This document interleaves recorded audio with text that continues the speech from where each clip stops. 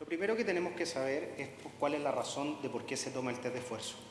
El test de esfuerzo puede ser solicitado en el contexto de una cardiopatía coronaria, insuficiencia cardíaca, arritmias, evaluación preoperatoria, hipertensión o evaluación de riesgo cardiovascular. Bajo ese contexto es cuando tenemos que ir a analizar y qué es lo que vamos a ir a buscar en cada uno de los puntos que a continuación vamos a ver. Lo primero que tenemos que saber es por qué se detiene el test de esfuerzo. Los criterios de detención del test de esfuerzo están muy establecidos, pero principalmente qué es lo que nosotros hacemos cuando se detiene el test de esfuerzo es por fatiga del paciente o porque ya llega a la frecuencia cardíaca máxima teórica.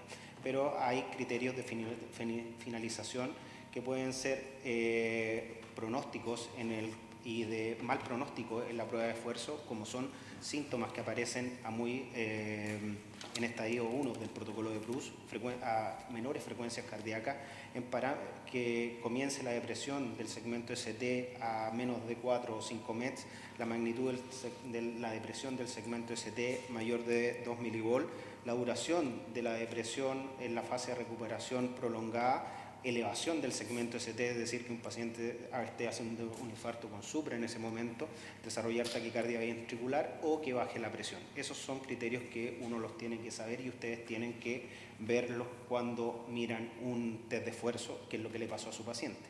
Otra cosa interesante para discriminar, para ver cuál es el grado de discriminación que tiene el test en la sospecha de enfermedad coronaria, debemos saber cuál es la frecuencia cardíaca que alcanzó el paciente.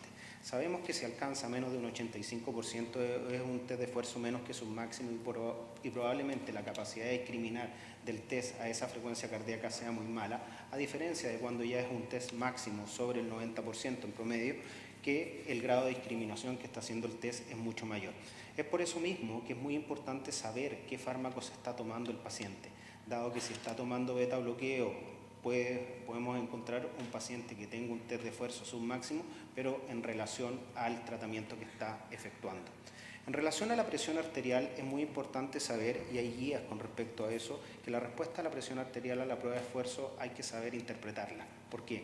Porque dependiendo hay varias evidencias con respecto a eso, pero uno puede determinar cuál es el riesgo de la aparición futura en un paciente que presenta una respuesta hipertensiva, así como también podemos aventurarnos con la evaluación de los eventos cardiovasculares posteriores en un paciente que también presente una respuesta hipertensiva. Los números están ahí y hay que buscarlos y hay que saber probablemente a qué es lo que nos estamos enfrentando cada vez que vemos el examen.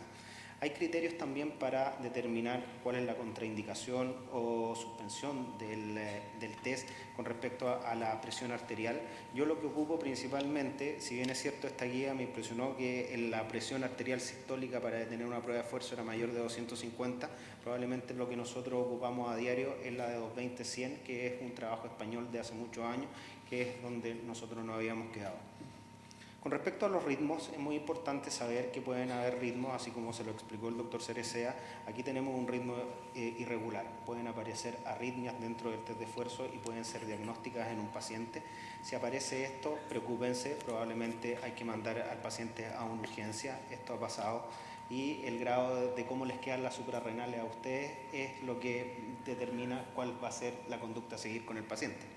También podemos encontrar extrasistolías. Una de las cosas que muchas veces se hacen test de esfuerzo es para ver cómo se comportan estas extrasistolías en relación al ejercicio. Si desaparecen, probablemente tengan un valor ventricular mayor.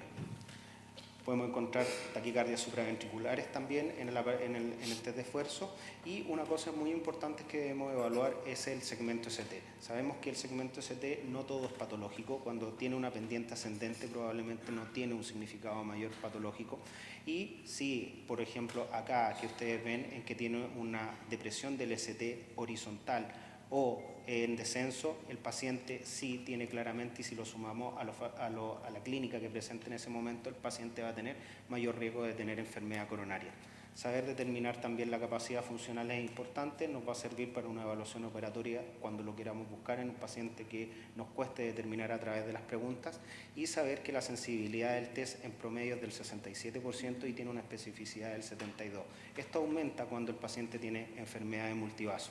saber que existen también falsos positivos o falsos negativos, que depende de lo que esté utilizando el paciente, ustedes lo tienen que conocer y cotejar muy bien.